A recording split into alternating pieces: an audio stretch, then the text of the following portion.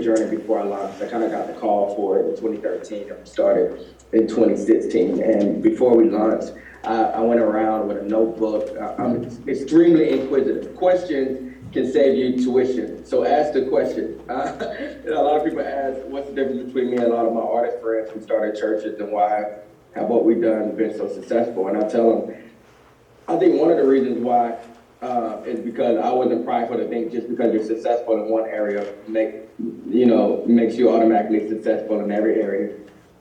Although I may have graduated high school musically, I was starting over in daycare when it comes to church planting. I had no idea what I was doing. So I got a notebook and I asked anybody, man, what's something you could do different? And I asked churches that were big and I asked churches that were small. What's something you could do different if you could start over again? And I feel like the resounding answer was, I would emphasize kids ministry. I didn't know how important it was at first. I put all my eggs in a basket for our music department and for our arts department and for our preaching. And then I looked up and was like, man, we don't have a strategy. We don't have systems, processes, and we don't have space for kids. A lot of churches start young.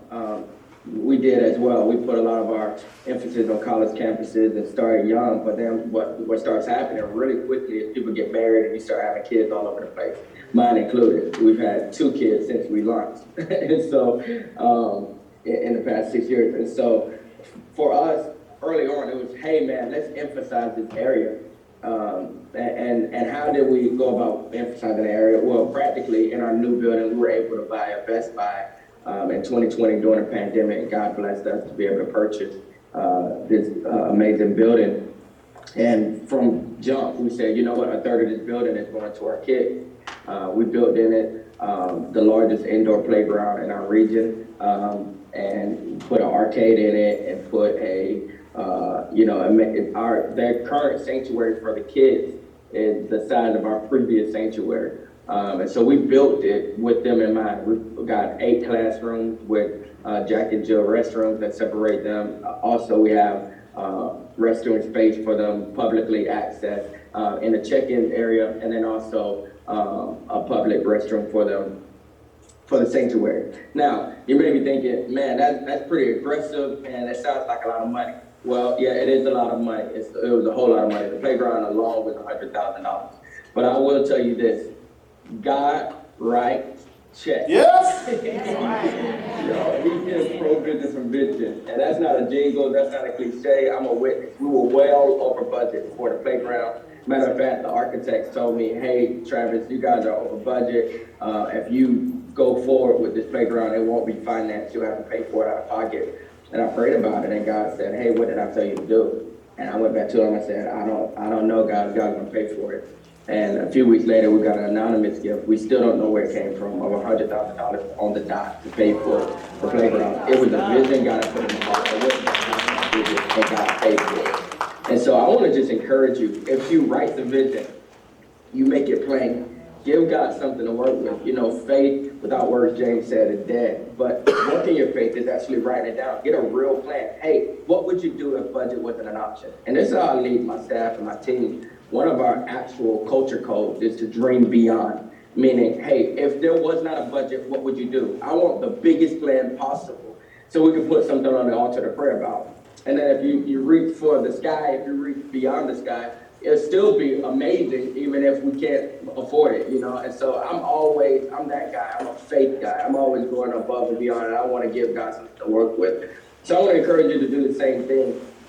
Another one of my philosophies that I've taught, and Alphaeus knows this, but my angle is really macro level. I'm not really in the weeds of how kids is ran at this point. I helped get it off the ground. I cast a ton of vision, and then I appointed people to be able to run with it. But one thing that I was saying from the beginning for them was that, growing up for me, man, church was like, man, it's just, man, I really don't want to go. We're going to be in there all day, and then we'll come back for another service, and I'm not going to know what the preacher's talking about, because we didn't have kids' church where I came up at. We had Bible study. We had Sunday school, and VBS, but kids just said, you just sit in there, and you better not make any faces, and you better not chew no gum, and you better stand for every song that's sung. That's how I grew up. I grew up old school, you know. So for me, one of my major philosophies is that, hey, I want kids not to cry about going to church, but cry about leaving. Yeah. And that's one of the biggest compliments I've gotten. I've heard that there's literally been kids like, I don't want to leave, I don't want to leave. I'm like, man, how amazing is that? Like, they're crying about leaving church, not going to church. A few things that we put in place to make sure that that's possible is making sure that they have awe and wonder.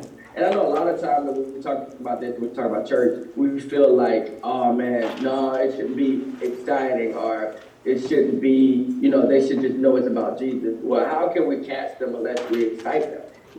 I remember taking my kids to Disney World and just seeing their eyes expand, and I'm like, this is amazing, everything's larger than life. And as an adult, I'm like, man, that's probably just a college student with a costume on. This person is probably taking a smoke break right around the corner, and they just push the button and be on the drive. Like, it ain't even that deep. But for them, their just eyes are wide open, like, oh my God, this is the greatest thing. And I remember watching them and having this feeling like, church should be like that. Like, why isn't church for a child something that they can reflect on and think about and say, man, it's just amazing. And so whatever must be true for it to be amazing. And before God blessed us raising financially over the past 2 years, before that, the first 4 years, we were balling on a budget. And, I found on Amazon some costumes for our people to wear, whether it's the Minions or whatever, Paw Patrol. It's like, hey, we're going to wear this. We're going to walk around our little lobby and invite kids to come in this area because I want them to have wonder. And the kids loved it. And they were like, oh, I can't wait to come back. This is before we could afford a playground. This is before we could do anything, because a lot of times, even when it comes to provision, God wants to know how we're handling what's already in our hand before he releases what's in his hand. Mm-hmm. And so I'm just here to encourage you guys, man, like go above and beyond, dream big, hit them with awe and wonder. And it's amazing to see what God does for me. I have a 3-year-old. When he was 2 years old, he knew all of his books of the Bible from Genesis to Revelation. He could name them at the age of 2. So awe and wonder does not mean that they're not learning. It just hooks them. And so we teach them the Bible. My kids, I'm telling you, my kids, they're 3, 6, and 8, all boys. They know more of the Bible than most of the people that sit in the audience at my church. And that's not a lot. It's ridiculous how much of the Bible they know. But they learn it not just at church, they learn it at home as well. But at church, we want them to have awe and wonder. We want them to be excited about going. And last thing I'll share, and I'll open up for Q&A, but I remember one time, this is probably 4 years ago, 3 or 4 years ago, my oldest son at the time, he was probably like 4 or 5, and he kept getting in trouble at church, right? He just kept getting in trouble, and they kept bringing him into